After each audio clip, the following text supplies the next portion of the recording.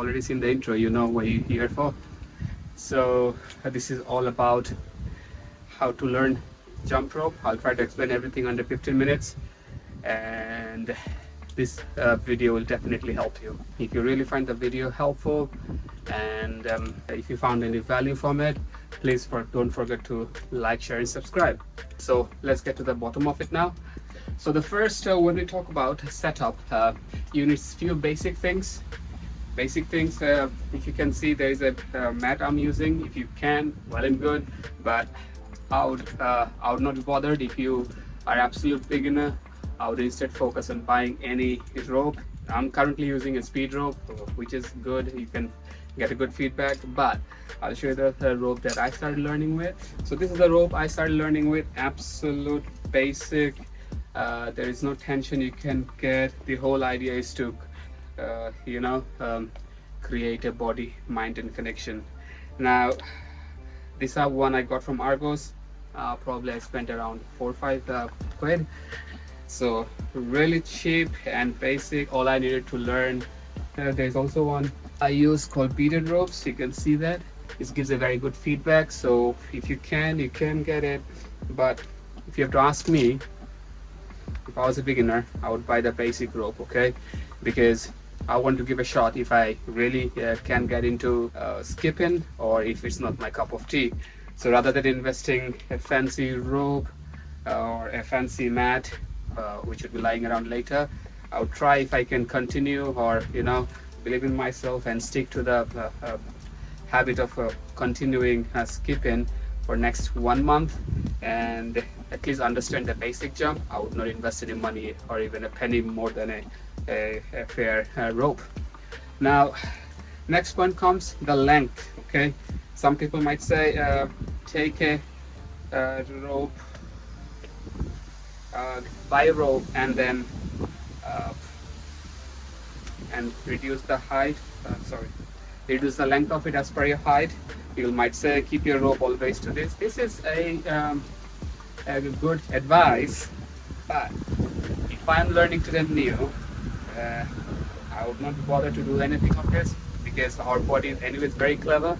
If you have seen Mayweather, he's so small, but he still uses a very long rope. So if he can do it, why can't we?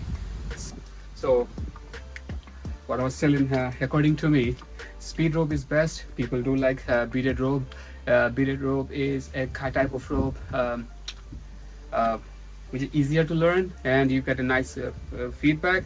But I think, I find beaded rope.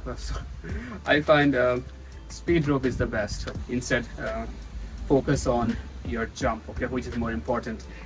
The next topic is the main focus. Okay, the main focus areas, if you're learning skipping or jump rope, are the 3 things you should remember: body, mind, and your rope connection. All right, this is very crucial. Unless and until you'll be able to establish the connection or the coordination, all of these 3, you will struggle and you will trip. Okay, the sooner you get to build that coordination or the connection, the easier it would be for you to jump. All right, so do not focus on your style. For an example, this is the old one, okay, the one I started with. Now if you look funny, if you're recording yourself, well and good. I did not record the very first time I started, but I'm recording now every day, so I know over time how I improved. Before you start, you can always give a little bit of hopping, okay, and you get an idea like how the rope, you just need to imagine how your rope and your body, body and your mind is going in tandem. Okay, so that's how you create a body mind connection.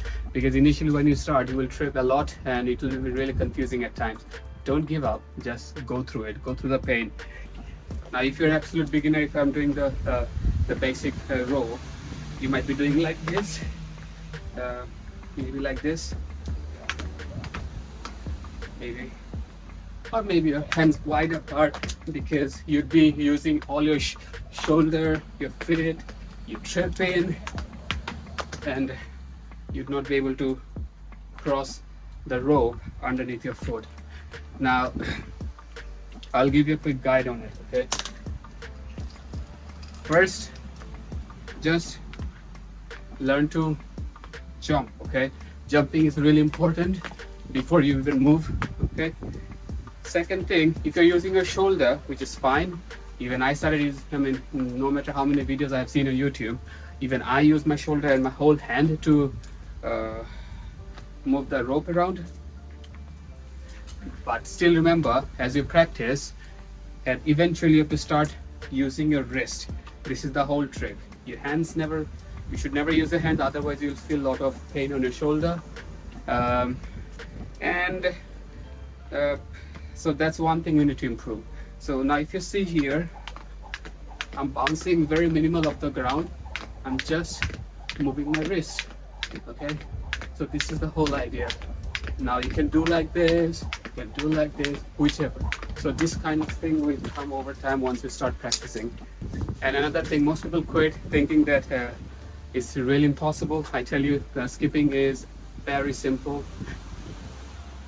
Kids learn at school at an early age. If they can do it, why can't we? It's just being patient and you should be determined. Okay, you just need to turn up every day. When I started, I literally thought I would not be able to do it. I saw hundreds of videos on YouTube, and then my partner came and motivated me because she knows how to do it. So that's how I kept trying. Still, it took a while for me just to take the rope properly. So if you have already progressed into this video this far, I will try to again give you a quick hack, or I'll break it into 5 steps so you can easily learn the jump rope. Okay, this could be the easiest that you can go. You just need to remember, and if you can follow along, and in very, I mean, sooner or later you'll be able to do it. So first you get into the position. Okay, one thing, just make sure if you don't have a mat, even if you're jumping on a concrete surface, just imagine that 1 square foot of area is the area that you should stick to. Don't go too far behind or don't go too ahead.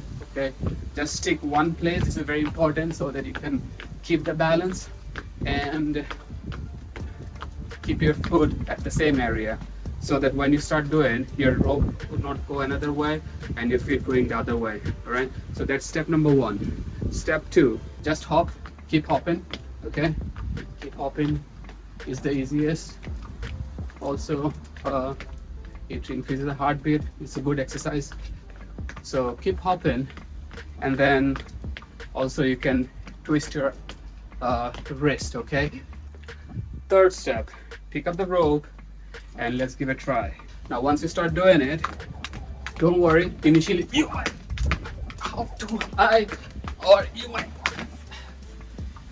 whip yourself, trip yourself. Okay, whatever you do, go through the pain and do the grind. So just do it, keep doing it. Okay, if you manage to do it quickly, well and good.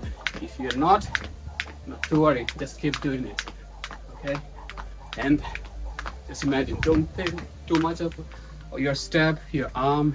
Just try to relax yourself and focus on 2 things, your foot and your wrist. All right, and for the first few days, as I said, you may trip, but if you keep doing it 10-15 minutes every day, you will be able to manage it. Step 4 is a bit complex. If you're getting frustrated, if you're tripping too much, see, the thing is that even the experienced people who do, they trip all the time. If I have to post all my raw videos, you would not even have the attention to watch more than a minute, because I trip so much. If you follow my Instagram, you'd the reels that I post, before I post, there are a ton of practice goes around. If I'm doing a trip, if I'm posting something new, I have to practice and trip, and finally, you know, I managed to do it properly. So yeah, again, don't get frustrated, relax yourself, create the body-mind connection. If you feel too tired or stressed and you still tripping, just quit for, don't quit. Just don't do it for the day. Come next day, be relaxed and start again. And step 5, no matter even if you're failing or not, keep doing it for at least 10-15 minutes. Okay, this is something which I carry everywhere. Even if I'm going to the gym, I'm home, okay, because I work from home, but I carry everywhere. If I haven't traveled in a while, but if I'm traveling in future, I'm definitely carrying a pair of rope with me. So yeah, this is the easiest way to be fit. All right, you can do LISS, low intensity steady state, and HIIT as well, like extremely fast. Additional tips, I would say, keep yourself hydrated, because when you do jump rope, your heartbeat always high. If I check my heart rate, is just by doing few strokes, my heart rate is 123. Now imagine if I'm doing for a few minutes and intense, easily it crosses 160, 170, sometimes 180. So yeah, make sure you keep yourself hydrated. So always keep a bottle with you. Keep sipping. Water increases alertness. And last thing, when you start learning, you'll be so excited and you'll be doing every day, and as a result you'll find a ton of pain in your shin, also known as shin splints. Don't worry about that. People might say this is dangerous, this is that, and you might get an injury. Just keep your nutrition on point, have some multivitamins, a good food and protein, and don't worry about the pain. Just do some cold ice pack and everything and keep grinding. And my shins, I always have shin splint. I mean, though it's not excessive, do not have excessive pain, but still it's always a bit sore. The days when I train too much, it gets sore, but since my muscles have developed now and my body knows how to react to it, it recovers fast. So don't worry about that. If you get shin splint, just keep doing it. And last thing before I sign off, if you're learning new, don't because you'd be excited to learn all the tricks that you see online, probably Mayweather and all those MMA wrestlers, that don't juggle between steps. Okay, keep it to the basic and to the minimum, master them, and then slowly move to different tricks, because there are thousands of tricks that you can do on jump rope. So yeah, so keep it simple and pure. So that's it, and hope you liked the video. If you like the video, please like, share and subscribe. I'll see you in the next one. Cheers.